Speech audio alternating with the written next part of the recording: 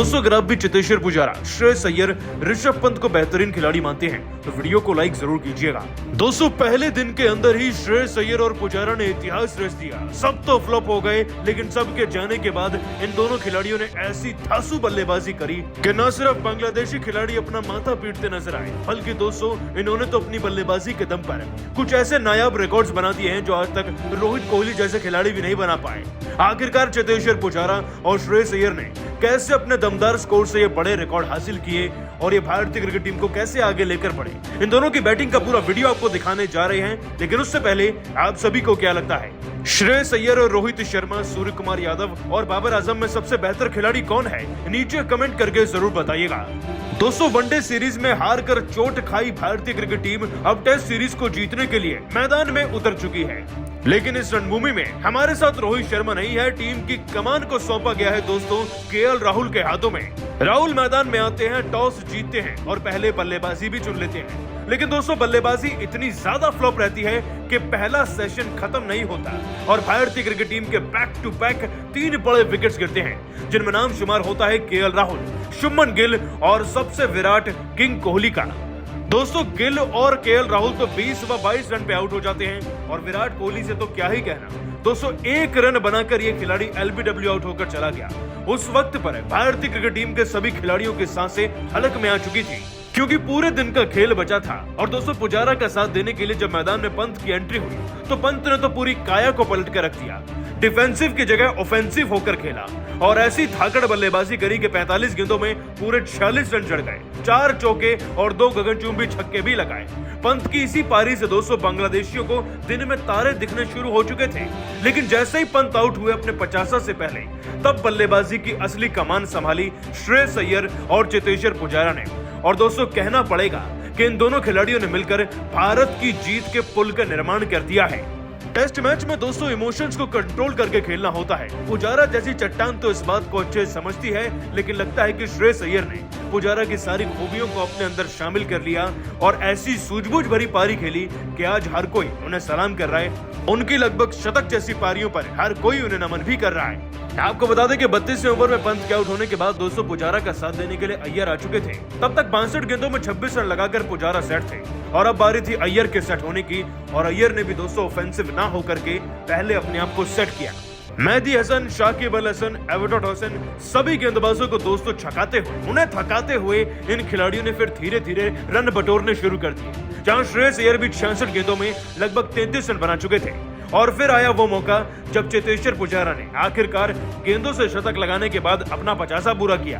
ताइजुल इस्लाम नाम के गेंदबाज को दोस्तों बैक टू बैक 2 चौके चेतेश्वर पुजारा ने लगाए और इन्हीं के साथ 124 गेंदों में उन्होंने अपना अर्धशतक पूरा कर लिया।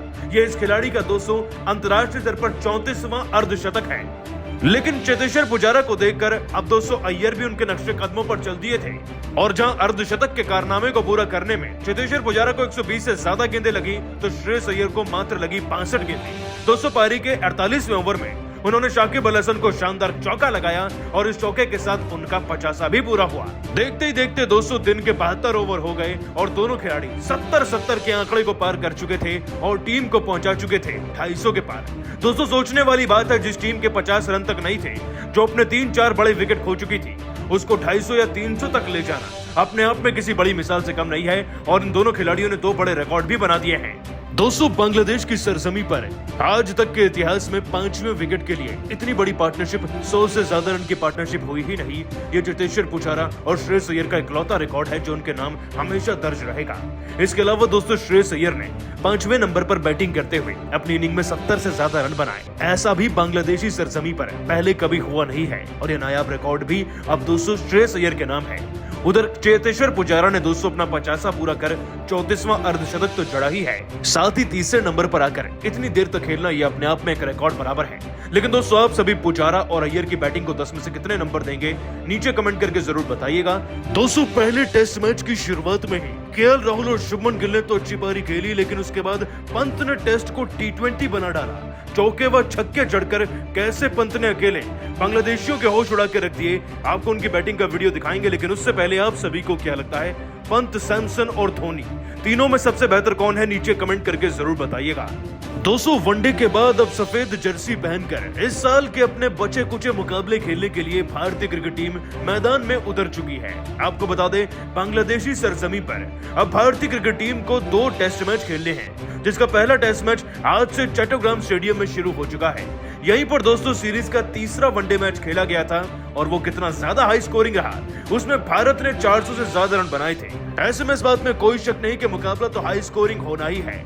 लेकिन दोस्तों रोहित शर्मा टीम की कमान नहीं संभाल रहे। चोटिल रोहित की जगह केएल राहुल जो टीम के उप कप्तान है, उन्हें कप्तानी सौंपी गई है और अपनी प्लेइंग 11 को लेकर मैदान पर उतरे केएल राहुल कप्तान टॉस भी जीत गए।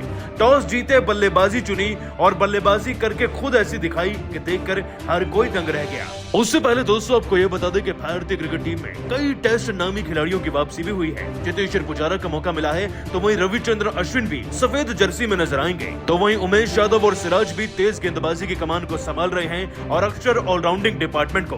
खैर दोस्तों मैच शुरू होता है और उसी के साथ शुरू होती है भारतीय क्रिकेट टीम की बल्लेबाजी की दास्तान। अब दोस्तों क्योंकि रोहित नहीं है तो बल्लेबाजी में सलामी जोड़ी को संभालने के लिए केएल राहुल ले उतरते हैं मैदान में शुभमन गिल को।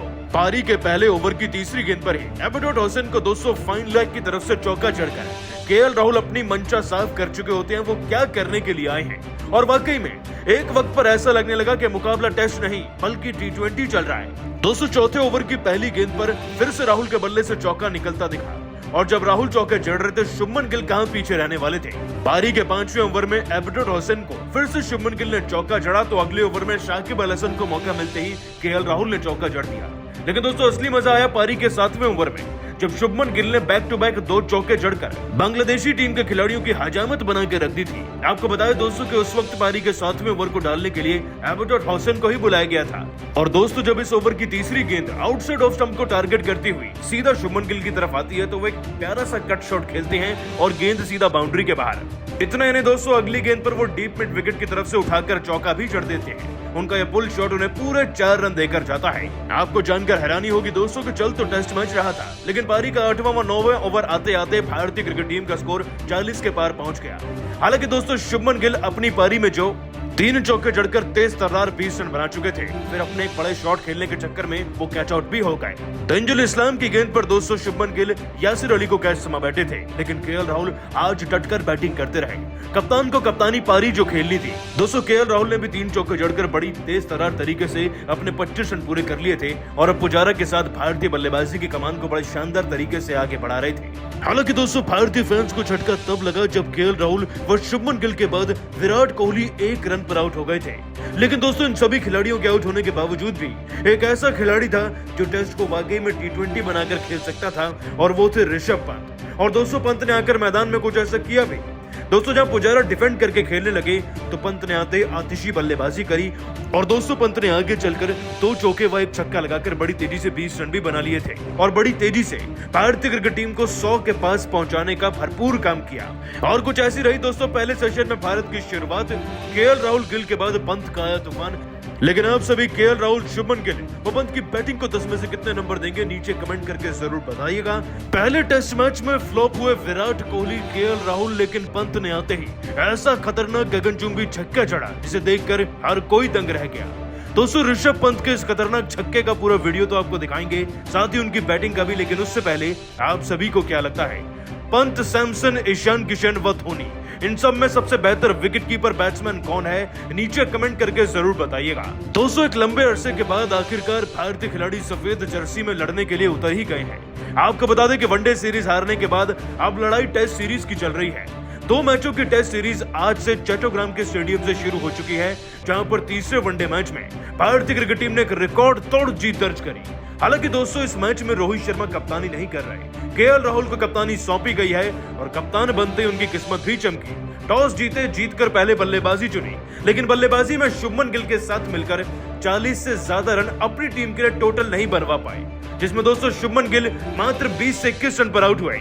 तो वहीं केएल राहुल भी 54 गेंदों के अंदर 3 चौके लगाकर 22 रन ही बना पाए थे। ऐसा लग रहा था कि वो बड़ी पारी खेल देंगे लेकिन दोस्तों जैसे ही वो आउट होते हैं तो उनके पीछे पीछे विराट कोहली भी 1 रन पर LBW आउट होकर अपनी खराब फॉर्म से फिर से सबको डराने लगे। लेकिन इस बीच दोस्तों मैदान में ऋषभ पंत आए और पंत ने मैदान में आकर टेस्ट को आज T20 बना डाला। ऐसी धांसू बल्लेबाजी करी के देखकर बांग्लादेशी ये सोचने पर मजबूर हो गए थे कि वाकई में टेस्ट मैच है या फिर वनडे। दोस्तों पुजारा तो डिफेंसिव खेलते ही हैं, लेकिन ऋषभ पंत डिफेंसिव नहीं ऑफेंसिव खेलते हैं। आज मैदान में आए पंत ने चौके और छक्कों की वाकई में ऐसी बारिश करी कि देखकर हर कोई दंग रह गया। दोस्तों अपनी पारी की पहली 5 गेंदें पंत ने पूरी तरीके से डिफेंड करे, बहुत नाटक किया डिफेंसिव खेलने का, लेकिन पारी के 22वें ओवर में दोस्तों पंत खुद को रोक नहीं पाए। जब ताइजुल इस्लाम नाम के गेंदबाज उनके सामने आए तो पंत ने पहला कवर चौका लगाकर एक जवाब दिया था दोस्तों बांग्लादेशी टीम को। लेकिन ये जवाब कितना भयंकर होगा इसका अंदाजा सबको दोस्तों अगले ओवर में हुआ, जब पंत ने आगे बढ़कर चौका तो लगाया ही बल्कि गगनचुंबी छक्का भी चढ़ दिया, और छक्का कुछ ऐसा जिसे देखकर पुजारा तो छोड़िए, स्टैंड में मौजूद विराट कोहली तक की हवाइयां उड़ गई थी। दोस्तों मानो स्पिनर गेंदबाज को देखकर तो पंत पे रहा ही नहीं जाता, उनके पैर थिरकने लगते हैं। और ताइजुल इस्लाम जब पारी के 24वें ओवर में फिर से उनके सामने आते हैं तो पहली गेंद पर तो चौका खाते हैं। उसके बाद दोस्तों अगली गेंद पर ऋषभ पंत आगे बढ़कर लॉन्ग ऑन की तरफ से ऐसा तगड़ा छक्का जड़ते हैं जिसकी लंबाई भी दोस्तों 100 मीटर से ज्यादा बताई गई। खैर दोस्तों पंत का 6 देखकर एक बार को तो विराट कोहली भी भौचक्के रह गए कि भैया टेस्ट है या फिर वनडे मैच, क्योंकि ऋषभ पंत दोस्तों अपने आक्रामक रवैये से बैटिंग करते नजर आए। आपको बता दें कि पंत ने यह रवैया आगे भी जारी रखा और बैक टू बैक चौके लगाते हुए पहला सेशन अभी खत्म भी नहीं हुआ था और पंत के खाते में 30 से ज्यादा रन आ चुके थे। दोस्तों टेस्ट में 111 का स्ट्राइक रेट रखना अपने आप में ही बहुत बड़ी बात है, इसके लिए जिगरा चाहिए होता है जो शायद ऋषभ पंत के पास भरपूर मात्रा में मौजूद है। खैर 4 चौके और पंत का एक छक्का। साथ ही दोस्तों आपको बता दें कि ऋषभ पंत ने खास रिकॉर्ड भी बना दिया है। दोस्तों बांग्लादेश की सरजमी पर यह बहुत कम हुआ है कि भारत के 3 बैट्समैन आउट हो गए हों और एक छक्का ना लगा हो। ऋषभ पंत ने इस मैच में ऐसा करना इस मैच का पहला छक्का लगाया, बल्कि यह रिकॉर्ड भी अपने नाम कर लिया। आपको पंत की ताबड़तोड़ पारी कैसी लगी नीचे कमेंट करके जरूर बताइएगा और अभी सब्सक्राइब कीजिए हमारे YouTube चैनल को। धन्यवाद।